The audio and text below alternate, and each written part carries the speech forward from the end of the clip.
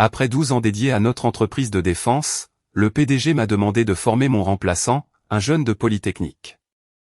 Il s'attendait à ma coopération, mais ma réponse a instantanément fait disparaître son sourire suffisant.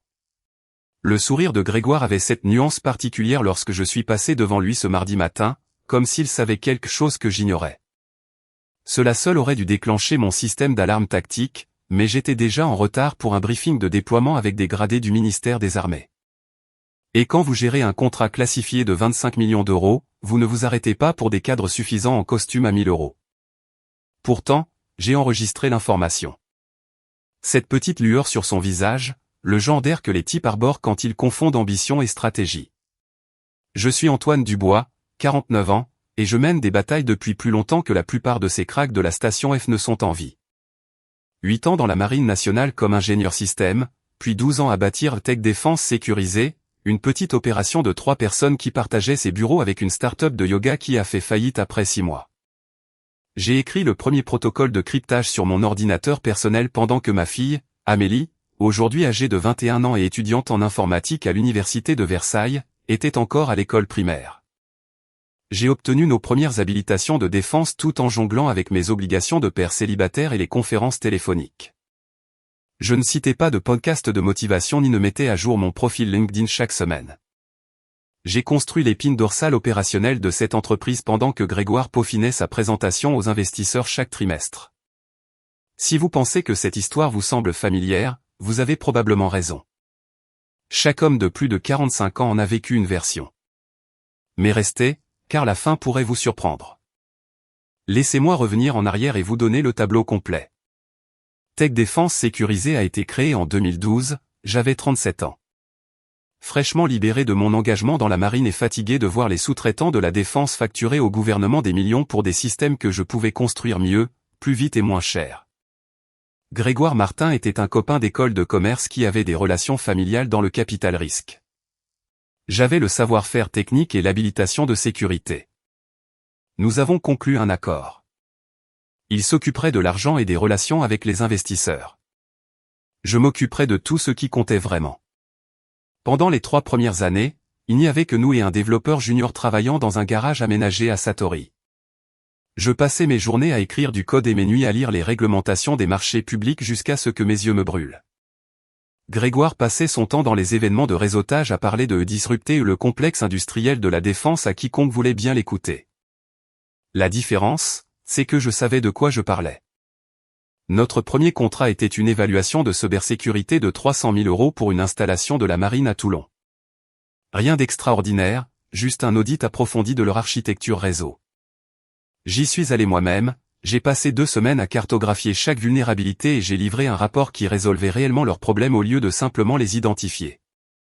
L'officier contractant a été si impressionné qu'il nous a recommandé pour le projet suivant, puis le suivant. En 2015, nous avions 8 employés et 2,8 millions d'euros de chiffre d'affaires annuel. En 2018, nous étions 24 personnes et approchions les 12 millions d'euros. C'est à ce moment-là que les investisseurs en capital risque ont commencé à s'intéresser. Le financement de série B a apporté 8 millions d'euros et un tout nouveau niveau de surveillance auquel je n'étais pas préparé. Les investisseurs adoraient les présentations de vision de Grégoire et son discours sur la mise à l'échelle de l'innovation gouvernementale. Ils étaient moins enthousiastes quant à mon insistance à garder certains protocoles classifiés et mon refus de délocaliser tout travail de développement. Lors d'une réunion du conseil d'administration particulièrement tendue, l'investisseur principal a même demandé si ma mentalité militaire ne freinait pas le potentiel de croissance de l'entreprise. C'est là que j'ai su que j'avais besoin d'une assurance. Je n'ai pas commencé cette histoire pour me plaindre des différences générationnelles ou de la politique d'entreprise. Je ne suis pas doué pour me plaindre. Je suis doué pour me souvenir des détails et apprendre de chaque engagement. Comme la fois où Grégoire a failli m'exclure de la restructuration du capital après la série B. Il a dit que mon expérience militaire était trop axée sur l'héritage pour justifier des droits de vote majoritaires dans une entreprise de technologie de nouvelle génération. Je ne l'ai pas combattu directement. Cela aurait été émotionnel et les émotions vous font tuer au combat et en affaires. Au lieu de cela, j'ai rédigé la clause 18C lors du processus de révision du contrat. Discrètement, aucun des avocats ne l'a remarqué car ils étaient trop occupés à impressionner l'investisseur principal avec des mots à la mode sur les synergies de l'IA et les solutions de défense évolutive. La clause 18C était enfouie dans la section 7 de mon accord de direction modifié, juste entre le langage standard sur l'acquisition d'options d'achat d'actions et les restrictions de non-concurrence. La formulation était chirurgicale. L'acquisition des capitaux propres du dirigeant est accélérée à la pleine valeur actuelle si un changement substantiel de rôle, d'autorité ou de subordonné direct se produit sans accord écrit mutuel pendant une période de contrat fédéral actif. Cette clause était ma police d'assurance, mon filet de sécurité et mon plan de retraite réunis en un paragraphe net. Et 4 ans plus tard, Grégoire était sur le point de l'activer sans lire les petits caractères. Voyez-vous, l'avantage de la formation militaire, c'est qu'elle vous apprend à penser avec 3 coups d'avance. Pendant que Grégoire se concentrait sur les présentations trimestrielles au conseil d'administration, je construisais des systèmes qui protégeraient à la fois l'entreprise et ma position au sein de celle-ci. Chaque relation avec les fournisseurs que je négociais incluait des clauses de contact personnel. Chaque protocole de sécurité que je concevais nécessitait mon autorisation directe pour être modifié. Chaque agent de liaison du ministère que je cultivais connaissait mon nom, pas celui de l'entreprise. Je n'étais pas paranoïaque. J'étais préparé, car d'après mon expérience, les gens qui parlent le plus de loyauté sont généralement les premiers à oublier ce que cela signifie lorsque les enjeux sont élevés. Début 2024, Tech Défense Sécurisée tournait à plein régime. Nous avions 41 employés, 28 millions d'euros de chiffre d'affaires annuel et un carnet de commandes qui s'étendait sur 18 mois. Notre plus gros contrat jamais obtenu était le projet de modernisation de la cybersécurité du ministère des Armées, 25 millions d'euros sur 3 ans pour mettre à niveau la sécurité réseau de 12 installations critiques. J'avais personnellement conçu le cadre de mise en œuvre et géré les relations avec 6 agences gouvernementales différentes. La valorisation de l'entreprise a atteint 47 millions d'euros lors des présentations aux investisseurs du deuxième trimestre. Grégoire parlait déjà de financement de série C et de cibles d'acquisition potentielles. Le conseil d'administration adorait la trajectoire de croissance. Le ministère des Armées adorait nos résultats. Tout le monde était content. Cela aurait dû être mon premier signe d'alerte. D'après mon expérience, quand tout le monde est content dans une situation à enjeux élevés, quelqu'un est sur le point de se faire poignarder dans le dos. Amélie m'a appelé ce dimanche avant que tout ne bascule. Elle était stressée par son projet de fin d'études à l'université de Versailles. Quelque chose sur les applications de l'apprentissage automatique pour la sécurité des réseaux. Papa, dit-elle, tout le monde dans ma promo parle de l'IA comme si c'était de la magie, mais la moitié de ces jeunes n'ont même jamais configuré un pare-feu. J'ai ri, mais elle avait raison. Il y a toute une génération d'ingénieurs qui pensent que les logiciels peuvent résoudre des problèmes qu'ils n'ont jamais réellement rencontrés. Ils ont lu des manuels sur la sécurité des réseaux, mais ils ne se sont jamais assis dans une salle de serveur à 3 heures du matin pour tenter de stopper une attaque en direct tout en maintenant la sécurité opérationnelle d'une installation classifiée. Souviens-toi de ce que je t'ai appris, lui ai-je dit. La technologie n'est qu'un outil. L'expérience est ce qui l'a fait fonctionner. Je n'avais aucune idée à quel point ces paroles s'avéreraient prophétiques. Le lendemain matin, Grégoire est entré dans mon bureau avec ce sourire tordu et a tout changé. Mais laissez-moi reculer un peu. Avant la confrontation, avant Benoît, avant la note de service qui allait tout déclencher. Tout a commencé 2 semaines plus tôt, lorsque Grégoire est entré dans mon bureau avec une tasse de café sur laquelle était écrit « Disrupter ou mourir », ce qui m'a dit tout ce que je devais savoir sur la tournure de cette conversation. Nous avons réfléchi à la modernisation de notre structure de direction technique, a-t-il dit de cette voix enjouée qu'il utilise lorsqu'il lit un manuel de consultant. Transformation par l'IA, architecture de nouvelle génération, solutions natives du cloud. Tout le secteur de la défense pivote vers l'intelligence artificielle. J'ai levé les yeux de mon rapport de situation de déploiement et j'ai étudié son visage.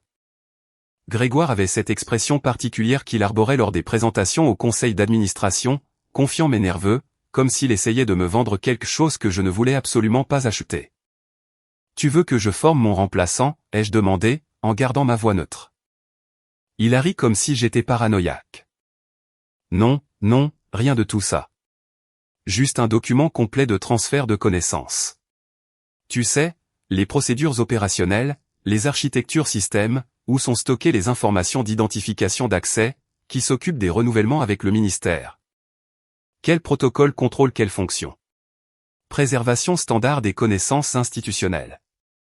Préservation des connaissances institutionnelles. Le genre de connaissances qui prend 20 ans à construire et 5 minutes à détruire si vous les mettez entre de mauvaises mains. Je me suis adossé à ma chaise et je lui ai lancé le regard que j'avais l'habitude de donner aux jeunes officiers qui s'apprêtaient à suggérer une très mauvaise décision tactique. À quel point complet, Grégoire ? Eh bien, dit-il en s'installant dans le fauteuil en face de mon bureau comme s'il avait l'intention de rester un moment. Le conseil d'administration a posé des questions sur les points de défaillance uniques dans nos opérations. Que se passe-t-il si tu te fais renverser par un bus demain ? Comment maintenons-nous la continuité sur le contrat du ministère ? Ce genre de planification de la continuité des activités. Planification de la continuité des activités, bien sûr. J'avais déjà entendu cette expression, généralement juste avant que quelqu'un ne soit réorganisé hors de son poste. Je vais préparer quelque chose d'ici vendredi, lui ai-je dit. Une documentation complète des systèmes et procédures critiques. Parfait, dit-il en se levant avec ce sourire satisfait. Le conseil d'administration sera très heureux. Nous cherchons tous à construire des opérations durables et évolutives ici. Après son départ, je suis resté assis là pendant 5 bonnes minutes à réfléchir. 12 ans à construire cette entreprise, et maintenant il voulait tout ce que je savais coucher sur papier dans un document de passation pratique. J'avais déjà vu ce scénario pendant mes années dans la marine. Des sous-officiers supérieurs à qui l'on demandait de documenter toutes leurs connaissances tribales juste avant l'âge de la retraite obligatoire.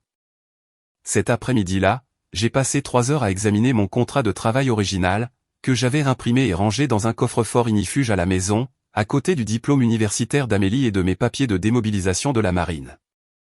La clause 18C me fixait comme une arme chargée avec la sécurité enlevée, exactement là où je l'avais cachée lors de la révision du contrat de 2018. J'ai rédigé cette note de transfert de connaissances au cours des 3 jours suivants. J'y ai inclus chaque point d'accès, chaque calendrier de renouvellement, chaque exigence de conformité et contact de fournisseurs, les architectures systèmes, les protocoles de sécurité, les procédures de liaison avec le ministère, les cadres de conformité. Tout ce qu'ils avaient demandé et plus encore. Puis j'ai ajouté une section que j'ai intitulée « Dépendances critiques et facteurs de risque » avec juste assez de détails techniques pour rendre nerveux n'importe quel avocat de première année. Avant de l'envoyer, j'ai transféré une copie à mon email personnel avec des horodatages complets des métadonnées, puis j'ai imprimé une copie papier pour mes dossiers. La documentation est essentielle dans les contrats gouvernementaux. Toujours créer une trace écrite qui ne peut être ni modifiée ni supprimée. Puis j'ai cliqué sur Envoyer. Il pensait qu'il mettait en place une transition en douceur. Je mettais en place un fil piège. Grégoire n'a pas répondu directement à la note de service. Cela aurait nécessité de véritables compétences en leadership. Au lieu de cela, il a commencé à lancer des ballons d'essai dans les réunions, laissant tomber des expressions comme planification de la succession et feuille de route d'intégration de l'IA comme s'il s'agissait de mots à la mode inoffensive de l'entreprise. Nous étions au milieu du déploiement de la phase 2 pour la mise à niveau de la cybersécurité du ministère. J'ai donc mis la plupart de ces propos sur le compte de ces visions stratégiques habituelles alimentées à la caféine. Mais une invitation de calendrier est apparue dans ma boîte de réception 10 jours plus tard. Discussion sur la transition du leadership, opération technique. Juste moi sur l'invitation. Pas de témoin, pas de trace écrite, pas d'ordre du jour. Une seule ligne dans la description. Discussion stratégique concernant l'évolution opérationnelle et l'alignement du leadership technique. Discussion stratégique. Évolution opérationnelle. Alignement du leadership technique. Grégoire avait définitivement parlé à des consultants. J'ai accepté la réunion mais n'ai répondu à aucune question. S'ils voulaient jouer à des jeux d'entreprise, je les laisserais faire le premier pas. Pendant ce temps, j'ai commencé à recueillir mes propres informations, 12 ans de relations avec les fournisseurs, de contacts au ministère et de documentation système. Je maintenais un fichier principal appelé Manuel des opérations de tech défense sécurisé que je mettais à jour religieusement chaque mois. Ce n'était pas de la paranoïa. C'était un instinct de survie professionnelle. Grégoire pensait qu'il planifiait une transition de leadership en douceur. Ce qu'il faisait en réalité, c'était entrer dans une situation tactique que je préparais depuis notre premier grand contrat gouvernemental en 2018, lorsque les mêmes investisseurs qui louaient ma précision militaire ont essayé de me marginaliser lors des négociations de la série B. C'est à ce moment-là que j'ai commencé à rédiger des contrats comme des plans de bataille, avec plusieurs positions de repli et stratégies de sortie. Le truc avec la clause 18C, c'est qu'elle n'était pas seulement enfouie dans mon accord de direction. Elle était conçue. J'avais passé 2 semaines à étudier tous les cas de litige contractuels de cadre que je pouvais trouver dans les archives des tribunaux. J'ai analysé les schémas linguistiques que les tribunaux confirmaient par rapport aux clauses qui étaient rejetées. J'ai fait des recherches sur les déclencheurs d'accélération, les méthodologies d'évaluation et les mécanismes d'application. La clause 18C n'était pas un bluff ou une tactique de négociation. C'était un instrument de précision conçu pour s'activer dans des circonstances très spécifiques. Et Grégoire était sur le point de créer ces circonstances exactes sans se rendre compte de ce qu'il déclenchait. La réunion a eu lieu un lundi matin, à 9h15 précise. Je suis arrivé exactement à l'heure. Une autre habitude de la marine qui m'a bien servi dans la vie civile. Grégoire était déjà dans son bureau, mais il n'était pas seul. Assis en face de son bureau dans l'un de nos fauteuils pour clients se trouvait quelqu'un que je ne reconnaissais pas. Milieu ou fin de la vingtaine, portant des AirPods lors d'une réunion en face à face, faisant défiler son téléphone comme si le reste d'entre nous n'était pas là. Antoine. Grégoire s'est levé d'un bond avec cet enthousiasme qu'il réservait habituellement aux appels avec les investisseurs. Entre. Entre. Je te présente Benoît Chevalier. Benoît a levé les yeux de son téléphone et m'a donné le genre de poignée de main que les gens donnent quand ils essaient d'établir leur domination mais ne savent pas vraiment comment s'y prendre. Prise ferme, contact visuel agressif, maintenu juste une fraction de seconde de trop. Erreur d'amateur. La véritable autorité n'a pas besoin de s'annoncer. Benoît nous vient de Polytechnique, a poursuivi Grégoire. Doctorat en intelligence artificielle, spécialisation dans les applications de l'apprentissage automatique pour la cybersécurité. Il a des idées vraiment innovantes sur la modernisation de notre architecture technique. J'ai regardé Benoît, puis de nouveau Grégoire. Intéressant. Avec quel sous-traitant de la défense a-t-il travaillé? Eh bien, dit Grégoire, son enthousiasme diminuant légèrement. L'expérience de Benoît est plus académique et commerciale, mais c'est exactement ce dont nous avons besoin. Une nouvelle perspective, une méthodologie de pointe, une pensée disruptive. Pensée disruptive, bien sûr. Quel est votre niveau d'habilitation de sécurité, ai-je demandé directement à Benoît. Il a cligné des yeux. Mon quoi?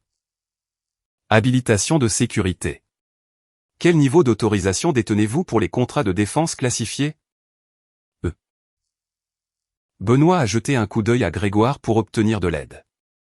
Je ne pense pas en avoir une, mais je suis sûr que je peux obtenir toutes les certifications nécessaires. J'ai failli rire. On n'obtient pas une habilitation au secret défense comme ça. L'enquête de sécurité à elle seule prend 18 à 24 mois, et c'est si vous passez la sélection initiale. La moitié de notre contrat avec le ministère impliquait des systèmes classifiés qui exigeaient que le personnel détienne des habilitations maintenues en continu pendant des années. Benoît va diriger nos opérations techniques à l'avenir, a déclaré Grégoire, lâchant l'annonce comme s'il révélait une fête surprise. Tu passeras à un rôle de conseiller principal. Peut-être aider à la planification stratégique, aux relations clients, ce genre de soutien de plus haut niveau. Conseiller principal de Benoît, ai-je dit, en gardant ma voix aussi neutre qu'un rapport d'état de système d'armes. Exactement, a rayonné Grégoire. Ton expérience sera inestimable pour aider Benoît à comprendre le paysage pendant qu'il mettra en œuvre ses initiatives de modernisation. Je me suis tourné vers Benoît. Avec quelles agences gouvernementales avez-vous travaillé sur des implémentations de cybersécurité? Un autre regard vide. Je n'ai pas travaillé directement avec des agences gouvernementales, mais j'ai développé des algorithmes d'IA qui pourraient révolutionner la façon dont elles abordent la sécurité des réseaux. Les méthodes traditionnelles sont vraiment dépassées par rapport à ce que l'apprentissage automatique peut accomplir. Les méthodes traditionnelles, bien sûr. Les méthodes traditionnelles qui avaient protégé avec succès les réseaux classifiés du ministère au cours des 3 dernières années pendant que Benoît rédigeait sa thèse.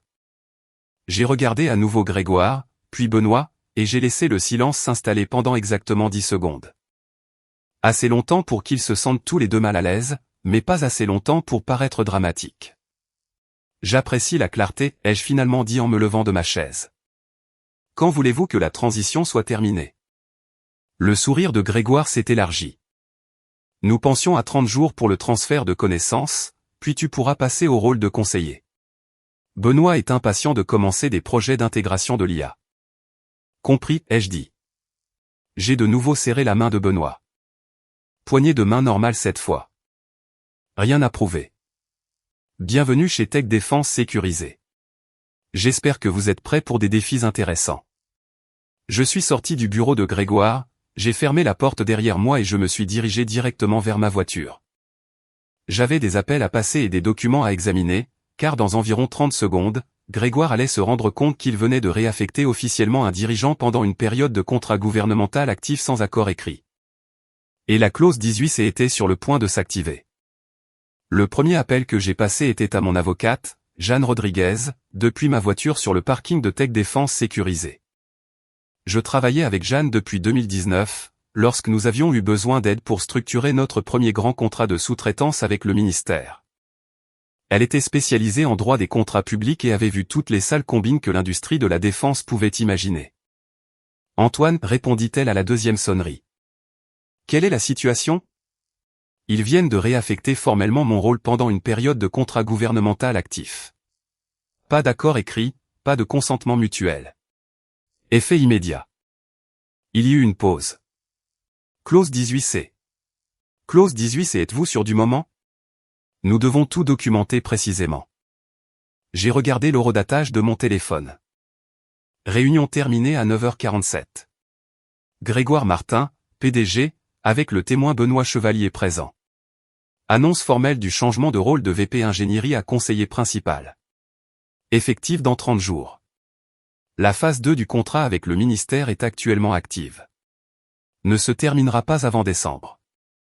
Je rédige la notification formelle. Pouvez-vous être dans mon bureau à 14h avec toute votre documentation ? Déjà en route. Le deuxième appel était pour Amélie. Elle était entre deux cours à l'université de Versailles et je pouvais entendre d'autres étudiants parler en arrière-plan. Papa, tout va bien ? Tu as une drôle de voix. Tu te souviens de ce dont nous avons parlé dimanche à propos de l'expérience par rapport à la théorie ? Oui, le truc de l'IA. Pourquoi ? Je viens de me faire remplacer par un docteur en IA de Polytechnique qui n'a pas d'habilitation de sécurité. Elle est restée silencieuse un moment. Papa, c'est insensé. La moitié de notre contrat avec le ministère exige un accès secret défense. Je sais. Alors, qu'est-ce que tu vas faire ? Quelque chose que j'ai préparé il y a 6 ans. Je t'expliquerai plus tard. Je t'aime, ma chérie. Le temps que je rentre chez moi pour rassembler mes documents, mon téléphone bourdonnait déjà de SMS de collègues. Les nouvelles vont vite dans une entreprise de 41 personnes, surtout lorsque le VP de l'ingénierie sort du bureau du PDG avec l'air de quelqu'un qui vient de recevoir un briefing tactique. Le premier message était de Sophie Muller, notre administratrice système principale. Entendu parler des changements d'organisation. C'est de la folie. Benoît ne sait même pas ce qu'est une ZRR. ZRR, zone à régime restrictif. Les salles sécurisées où nous traitions les communications classifiées du ministère. Benoît aurait besoin d'une habilitation secret défense juste pour y entrer, sans parler de gérer les opérations qui en dépendaient. Le deuxième message était de Marc Fournier, notre agent de liaison avec le ministère. Antoine, s'il te plaît, dis-moi que les rumeurs ne sont pas vraies. J'ai 3 contacts de la DGA qui demandent si nous changeons de direction technique en plein milieu du contrat. Je n'ai répondu à aucun des messages. Pas encore. Première règle des opérations tactiques, ne jamais révéler sa position avant d'être prêt à engager. À 14h15, j'étais assis dans le bureau de Jeanne Rodriguez à examiner la clause 18C pendant qu'elle rédigeait la notification légale formelle. Les murs de son bureau étaient couverts de contrats encadrés et de certificats de conformité, le genre de référence qui comptait vraiment dans les contrats de défense. C'est magnifiquement écrit, dit-elle en étudiant le langage de la clause. Celui qui a rédigé ça savait exactement ce qu'il faisait. J'avais une bonne motivation. La valorisation actuelle de l'entreprise a atteint 47 millions d'euros lors des présentations au conseil d'administration du T2. J'ai la présentation aux investisseurs avec les données financières certifiées, calculatez-elles rapidement. Sur la base de votre pourcentage de participation dans la formule d'accélération, nous parlons de 6,9 millions d'euros plus des pénalités pour violation pendant une période de contrat fédéral actif. 6,9 millions d'euros. J'avais passé 12 ans à construire quelque chose qui valait autant. Et Grégoire voulait le confier à quelqu'un qui pensait que l'IA pouvait remplacer 20 ans d'expérience dans l'industrie de la défense. Combien de temps ont-ils pour payer après que nous ayons déposé la notification? 30 jours calendaires à compter de la notification formelle. Délai standard des accords de direction. À 15h47, le service de coursier de Jeanne a livré le dossier juridique à la réception de Tech Défense Sécurisée. Livraison certifiée, enveloppe scellée, accusé de réception signé requis. À l'intérieur se trouvait une notification formelle de 8 pages adressée à Grégoire Martin et au conseil d'administration, décrivant le changement de rôle unilatéral et substantiel en violation de mon accord de direction. Le langage était précis. Accélération des capitaux propres du dirigeant déclenchée conformément à la clause 18C en raison d'un changement substantiel de rôle, d'autorité et de subordonnée directe pendant la période active du contrat fédéral sans accord écrit mutuel. Étaient jointes des copies de mon accord de participation signé avec les initiales de Grégoire sur chaque page, un résumé surligné de la clause 18C, la demande de transfert de connaissances avec les horodatages des métadonnées, la documentation de la réunion de réaffectation formelle du rôle. Et une comparaison détaillée de mes anciennes fonctions de direction par rapport au rôle de conseiller proposé. À 16h20, mon téléphone a commencé à sonner. Je n'ai pas répondu. Laissez-les d'abord lire les documents. Pendant ce temps, Benoît passait apparemment sa première journée de direction technique chez Tech Défense Sécurisée. Selon les mises à jour de Sarah Lemoine, que je recevais toujours parce qu'il n'avait pas pensé à me retirer des communications internes, Benoît avait passé la majeure partie de l'après-midi à essayer d'accéder à notre panneau de contrôle principal de l'infrastructure. Il n'arrête pas de demander pourquoi les systèmes n'acceptent pas ces identifiants de Polytechnique, m'a textoté Sarah. Je lui ai expliqué les protocoles de sécurité de la défense, et il a demandé si nous ne pouvions pas tout simplement migrer vers AWS. Migrer des systèmes classifiés du ministère vers une infrastructure cloud commerciale. Bien sûr. Cela ne violerait qu'environ 15 réglementations et mettrait fin à nos contrats plus vite que Grégoire ne pourrait dire transformation par l'IA. La vraie panique a commencé à 16h35 lorsque l'on a demandé à Noémie Girard, notre juriste junior, d'examiner la notification formelle qui venait d'arriver. Noémie sortait tout juste de l'université Panthéon-Assas, mais elle était assez intelligente pour reconnaître une mine juridique quand elle en voyait une. Selon Marc Fournier, qu'il a entendu de quelqu'un de la comptabilité, Noémie a passé 20 minutes à lire la notification, puis s'est dirigée directement vers le bureau de Grégoire sans frapper. « Nous avons un problème », a-t-elle annoncé en laissant tomber le dossier juridique sur son bureau. Un gros problème. Grégoire serait devenu silencieux après avoir lu la première page. Puis il a convoqué une réunion d'urgence avec notre conseil externe, Maître Simon. Le même Maître Simon qui avait examiné mon accord de direction original en 2018 et qui avait manqué la portée de la clause 18C. À 17h15, Maître Simon était en conférence téléphonique avec Grégoire, le responsable des RH et 2 membres du conseil d'administration. Je le sais parce que Marc Fournier était dans la salle de conférence voisine et pouvait entendre la voix de Grégoire monter à travers le mur partagé. Qu'est-ce que vous voulez dire par changement substantiel? C'est juste un ajustement de titre. Non, monsieur. La voix de Simon était à peine audible. Selon la documentation, ses subordonnés directs, son autorité opérationnelle et son accès au système ont tous été modifiés sans consentement écrit pendant une période de contrat gouvernemental actif. Pouvons-nous le contester? Contester quoi? La clause est claire. La période du contrat est documentée et le changement de rôle a été formellement annoncé avec des témoins présents. Il n'y a aucune ambiguïté ici. Alors, quelle est notre exposition? Longue pause. Sur la base de la valorisation actuelle de l'entreprise et de la formule d'accélération, environ 6,9 millions d'euros, plus des pénalités de conformité pour violation de contrat public. La salle de conférence est devenue silencieuse après cela. À 18h22, Benoît a envoyé un email à tout le personnel technique avec pour objet « Problèmes urgents d'accès au système ». Le corps du message contenait 3 phrases. Je ne parviens pas à accéder à plusieurs systèmes critiques. Veuillez fournir tous les mots de passe administratifs et les informations d'identification de sécurité d'ici la fin de la journée. Nous devons rationaliser nos protocoles d'accès immédiatement. Sarah Lemoine m'a transféré l'email avec un seul mot. Aïe. On ne rationalise pas les protocoles d'accès pour les systèmes classifiés du ministère. On ne partage pas les mots de passe administratifs par email. Et on ne demande certainement pas à 41 employés de violer les réglementations de sécurité parce que le nouveau venu ne comprend pas comment fonctionnent réellement les contrats de défense.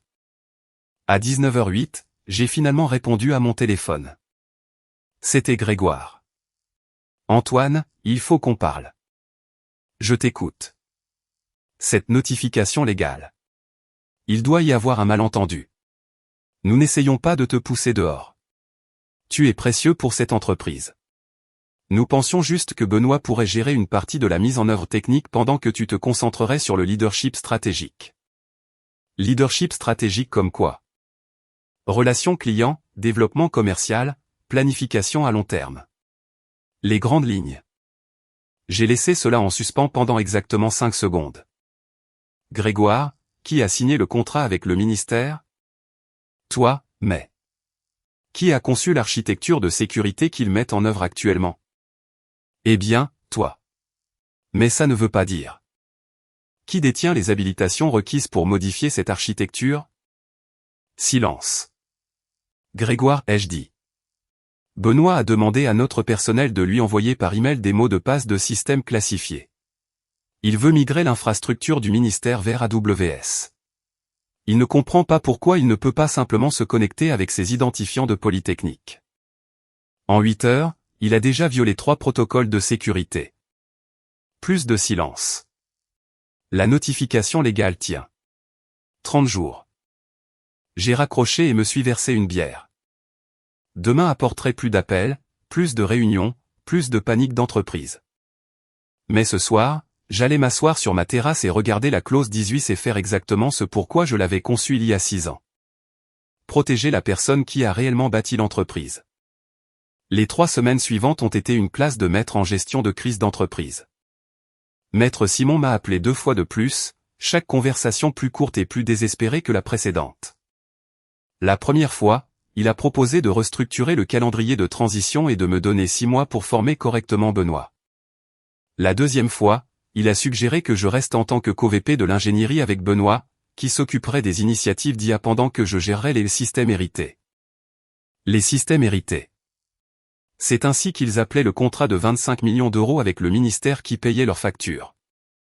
J'ai poliment décliné les 2 offres. Jeanne Rodriguez avait été très claire. Une fois la clause 18 s'est déclenchée, il n'y avait pas de retour en arrière possible. Le libellé du contrat ne prévoyait pas de disposition pour la renégociation ou le compromis. Il était conçu pour être un interrupteur binaire. Soit il violait les termes, soit il ne les violait pas. Il l'avait fait. Pendant ces 3 semaines, la situation de Benoît est passée de mauvaise à catastrophique. Sans accès aux systèmes centraux, il passait la plupart de son temps à créer des présentations PowerPoint sur l'optimisation de la sécurité par l'IA et les protocoles de détection des menaces par l'apprentissage automatique. D'impressionnantes salades de mots à la mode qui ne signifiaient absolument rien pour les responsables du ministère qui devaient réellement approuver notre travail. Le point de rupture est survenu le 19e jour, lorsque la colonelle Hélène Dubois, notre principale agente de liaison au ministère, a demandé une réunion d'examen technique pour discuter de la mise en œuvre de la phase 3. Benoît s'est présenté avec une présentation de 47 diapositives sur les réseaux neuronaux. La colonelle Dubois lui a posé 3 questions spécifiques sur les configurations actuelles de l'infrastructure. Benoît n'a pu répondre à aucune d'entre elles. Où est Antoine, a-t-elle demandé directement à Grégoire. Antoine est en transition vers un rôle de conseiller, a répondu Grégoire. Benoît est notre nouveau responsable technique. La colonelle Dubois a regardé Benoît, puis de nouveau Grégoire. Benoît a-t-il les habilitations requises pour ce contrat? Silence. Je dois parler directement avec Antoine avant de procéder à la phase 3, a-t-elle dit en fermant son ordinateur portable. Le ministère des Armées n'expérimente pas avec l'infrastructure de sécurité nationale. Cette réunion a coûté à Tech Défense Sécuriser l'approbation de la phase 3, qui représentait 8,2 millions d'euros de financement supplémentaire. Plus important encore, elle a mis en péril toute notre relation avec le ministère. Les contrats de défense ne concernent pas seulement la capacité technique.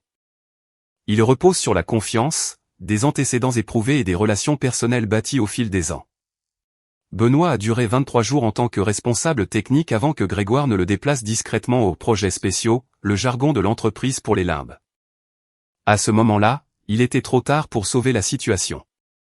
Mais au moins, ils avaient cessé de prétendre que l'IA pouvait remplacer 20 ans d'expérience dans l'industrie de la défense. Le virement bancaire est arrivé sur mon compte le 28e jour. Sans fanfare, sans appel téléphonique, juste une notification bancaire à 11h43 un mardi. 6,9 millions d'euros plus 142 000 euros de pénalité de conformité pour violation des protocoles des contrats publics pendant la période de transition. La ligne de mémo indiquait « Règlement de l'accord de direction conformément à la clause 18C ». Je suis resté assis dans ma cuisine à regarder la notification sur mon téléphone et je n'ai rien ressenti. Pas de satisfaction, pas de justification, pas de sentiment de victoire, juste l'achèvement silencieux d'un système fonctionnant exactement comme prévu. Amélie a appelé cet après-midi-là. Elle était rentrée pour les vacances de printemps et voulait qu'on déjeune ensemble. Alors, dit-elle autour de hamburgers à notre endroit habituel. J'ai entendu par le réseau des anciens de Versailles que Tech Défense sécurisait a quelques défis de leadership. J'ai ri. Les nouvelles vont vite dans le milieu des sous-traitants de la défense. Papa, ce que tu as fait. C'était brillant. Mais est-ce que ça va? Je veux dire, c'était ton entreprise aussi. J'ai construit quelque chose de bien là-bas, ai-je dit. Les systèmes fonctionnent. Les relations sont solides. La base technique est forte. Mais j'ai appris il y a longtemps qu'on ne peut pas contrôler les décisions des autres. On ne peut que se préparer aux conséquences. Alors, quelle est la suite? J'y pensais depuis des semaines. J'ai 49 ans, 6,9 millions d'euros en banque et 20 ans d'expérience dans l'industrie de la défense. Je pourrais prendre ma retraite, faire du conseil, peut-être créer quelque chose de nouveau. Ou je pourrais simplement faire une pause et décider de ce que je veux vraiment faire. Tu as mérité cette pause, papa. 6 mois plus tard, j'ai reçu un appel de Sarah Lemoine. Elle avait repris la plupart de mes responsabilités techniques chez Tech Défense sécurisée après le départ de Benoît et s'en sortait bien.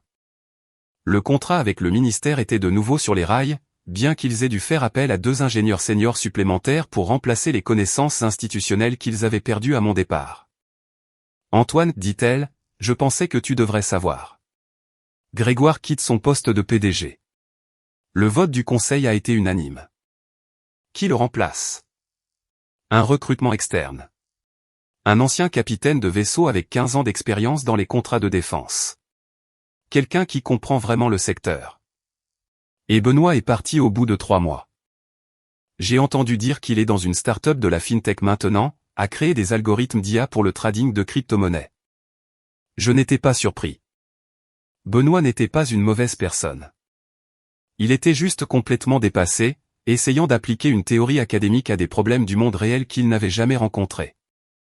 Grégoire l'avait préparé à l'échec en le plaçant dans une position qui exigeait une expérience qu'il n'avait pas. Comment va l'entreprise en général? En convalescence.